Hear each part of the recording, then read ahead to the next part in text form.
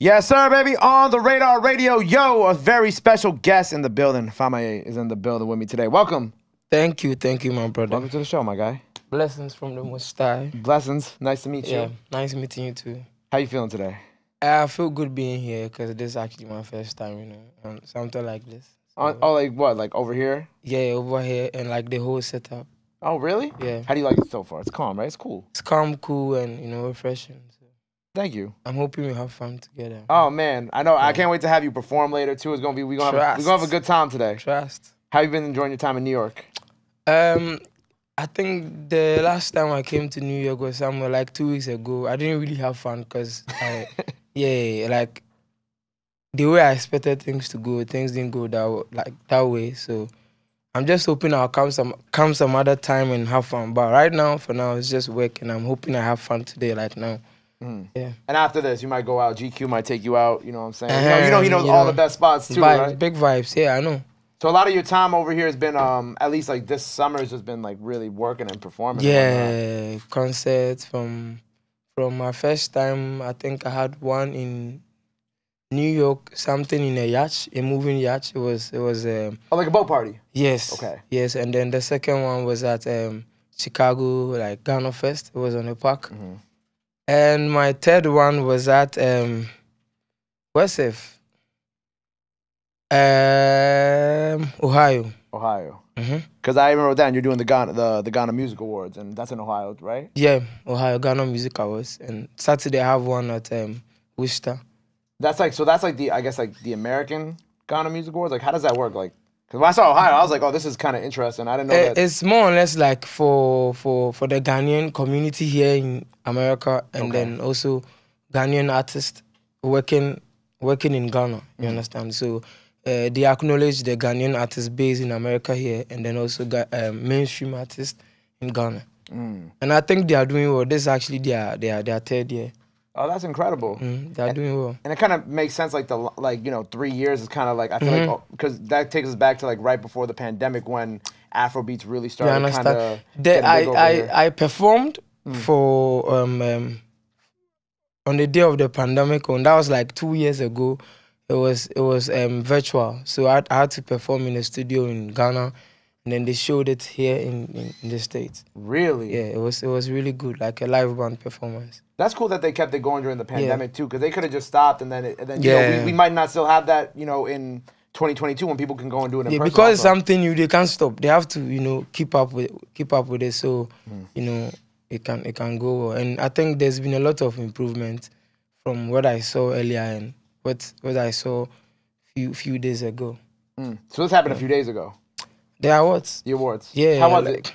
I think I like the attendance and the setup, the people over there. Even though I didn't really enjoy my performance because I didn't really connect with the band they gave me because I wasn't able to rehearse with them much. But it was fine. I just did my best. Yeah. What do you like this year different than past years? About the awards? Yeah. I just said it. Like the setup, the people, the attendance of the people, and I think the organization really went well comparing it to a few years. Right, because I'm thinking like 3 years ago, because you said this is the third year. Like 3 years ago, it's kind of when like the Afrobeat wave in America, where it really started taking over in America. So I feel like it was just kind of like perfect timing with the awards, and now to even the point where we are now, where it was funny because like obviously I know about y'all coming here from like overseas, but GQ has been doing an incredible job of like GQ. Crazy. I call him GQ. Nice, GQ. GQ. All right. Yeah, he's been the one bringing me all like the artists who are based here in America as well. Oh, that's nice. I'm not based here. I'm in Ghana, I know, but I'm saying like. I mean, yeah, he connected with my manager, and then he told me like he would like us to come through, and I thought of coming because it's going to help the brand and push for me. But I'm not really an Afrobeat artist, but I do Afrobeat as well. I'm trying to push the Highlife music agenda because where I'm from, we do Highlife music, and I don't know, for some funny reasons, all of a sudden. Afrobeat everywhere, which has been derived from Highlife music, and I don't get it. So I'm trying to do my best by doing my Highlife music, a little bit of Afrobeat, just fusing it. So I'm not really an Afrobeat artist, but I know I can do it. But I'm not going to, put myself out there as an Afrobeat artist. I'm an Highlife artist. Right. So Yeah. for all the people who are, especially here in America, who are kind of new to what's going on over there, who are just getting hip, like here in Brooklyn, obviously it's become a huge thing over here for these sounds to be played at parties and whatnot. Explain to them like what high life music is. High life music is from Africa. High life music is from Ghana. And personally, I've known high life from the likes of Osibisa, Okay. Jedouble Ambule, and it's a traditional music. You understand? It's a traditional music. Sounds from, our culture. You understand? So we hear traditional instruments like how do you call it? The conga, and we name the bro for the, I don't know the English name for it, but it's called the gong gong. You understand? So it has all these African cultural elements, and we don't have these things now. That's high life. We don't have these things now. I don't see high life being portrayed out there because of some reasons why I don't know. And right now, Ghanaians are some Ghanaians are trying to, run away from their culture and our kind of music because of Afrobeat. For reasons I'm yet to know. Maybe it's because Afrobeat is now on the rise. Right. Yeah. People just kind of maybe want to go do what's like, I guess, considered popular or. Yes, because for the trends, and my music is not for the trends, so I'm just trying to be original and then do what I'm supposed to do, what I'm meant for, to do, my purpose for music. Right. Not just for the trends or. And we hear that in like when I was listening to like the Songs of Peter album, which I thought was incredible too. Congratulations. There was like a 3-year gap between your projects too. Trust. Yeah. Trust. Songs of Peter. That's like my second album. My first album was Greater Than, and Songs of Peter. I didn't really enjoy Greater Than because it wasn't me. I was trying to do something to impress other audience, trying to win other people from like who listens to Afrobeat. But Songs of Peter has to do with me, like the real me, like the kind of person I am, which is not for the fame or anything popular, like the real me. So a lot went into Songs of Peter. Because anytime I listen to it, I feel me. I understand myself more. I get to know myself and I understand my purpose, why I'm doing music. Right. Yeah. I love that.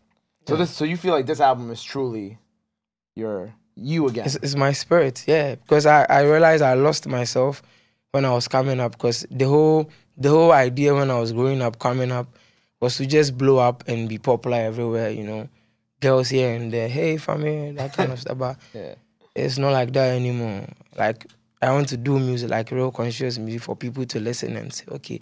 So when you go to a club and you are done with the club, driving home, you play my music and, you think deep, think back, okay, like, yeah, after the chilling, you need to calm down and then think about life.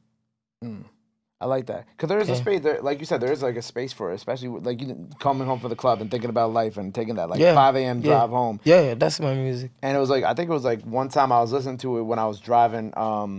It was funny, I was actually driving out to our new studio, which isn't too far from here. And it was really early this morning because we had a package coming and like the sun was coming up. It was still really early in the morning. My song? I was listening to the album. Do you have a favorite on the album? Do I have a favorite on the album? Hold on, I'm gonna pick it up. Okay, pick it up. I like running the album top to bottom in my car. I like Hennessy a lot. Hennessy, why do you like it? It's a vibe, bro.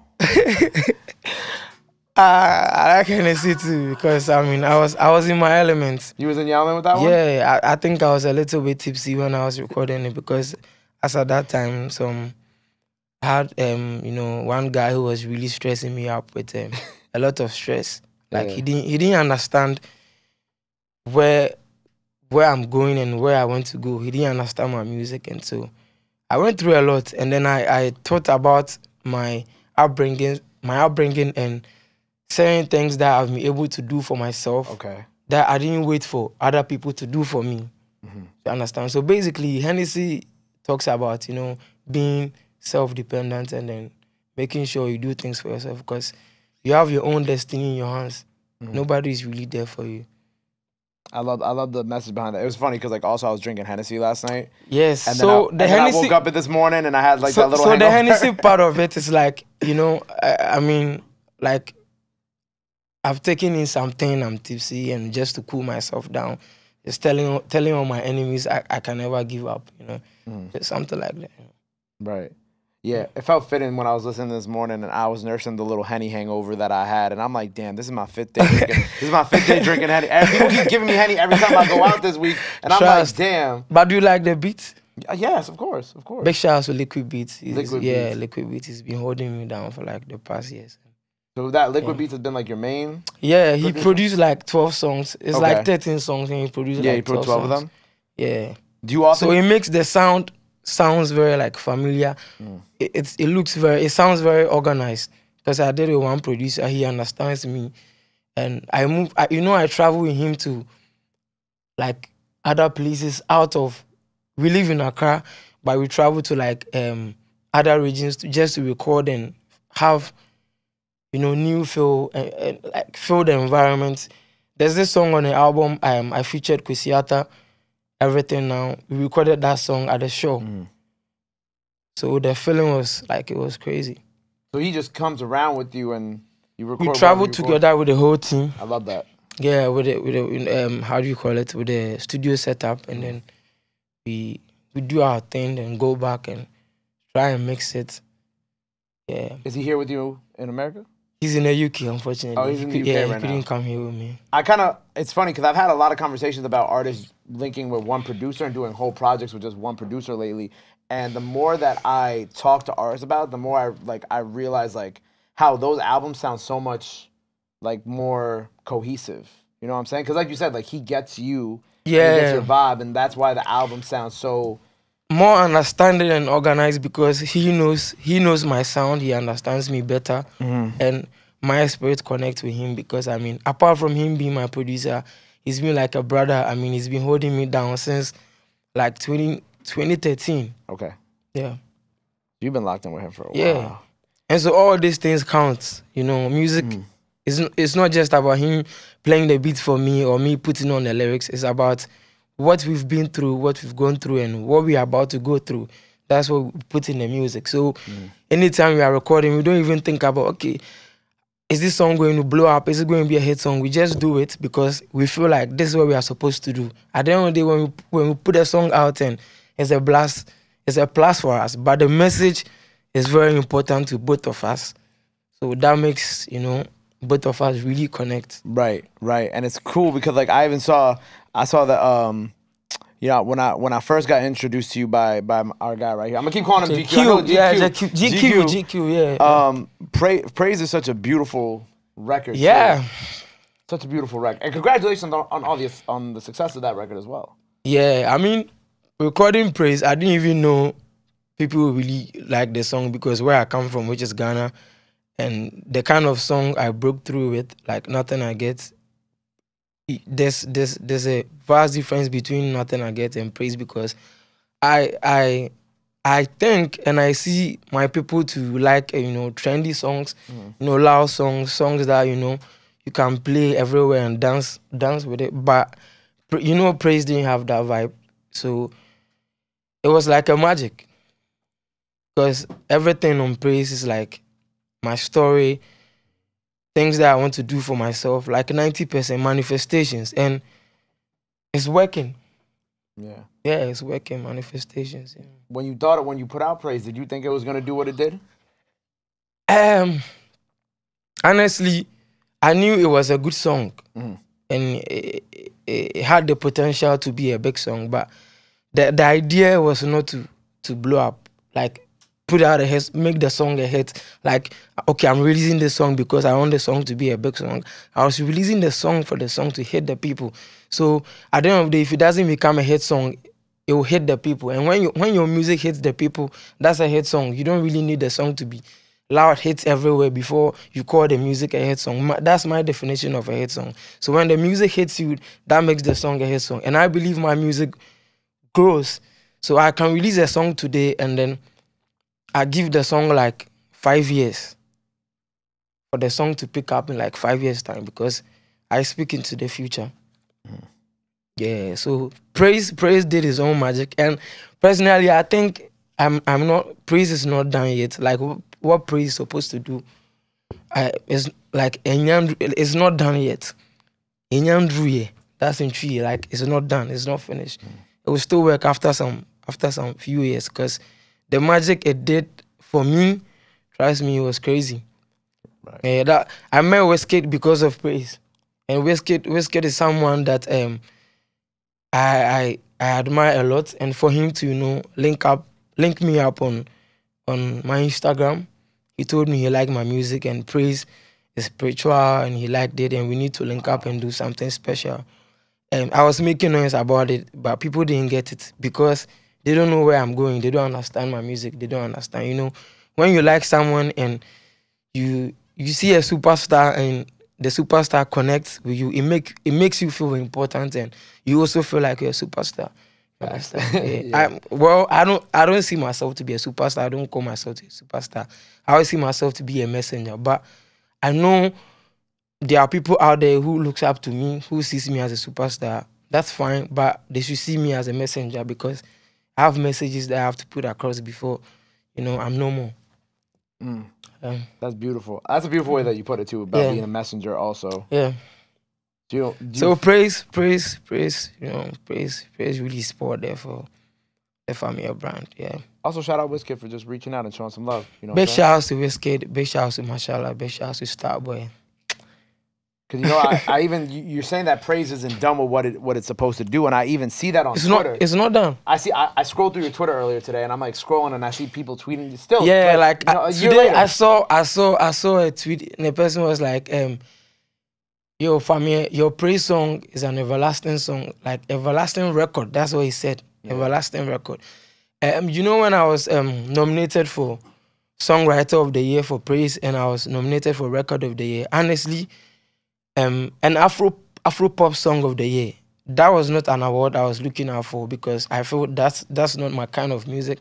So I was looking out for a record of the year and probably the songwriter of the year, which I won. But I was kind of disappointed when I didn't win the record of the year, because I was expecting the award. See, some of these awards is better than you being named as an artist of the year. Because when I put a lot of pain inside my song, so when I'm being awarded or recognized, or if my song is being recognized as a record of the year, it makes it more special. Even though I don't need the scheme's validation to put myself on that level that my songs are, the song is good. But it gives me some sort of bragging rights too. Because I will not be here like forever. Right. There will be some day that Peter will not be no more. You understand? So these things, my sons and daughters they're going to talk about it. My dad won this thing because of this song, and Praise is going to do it. Still, I believe so much in the song, because I didn't really do much promotion on the song. It was just it was like God was my promoter doing everything. Yeah. It was organic. Almost all my songs that has gone far is organic. Almost all of them. I'm not saying I'm a lazy artist. I don't promote my songs. I do the necessary stuff.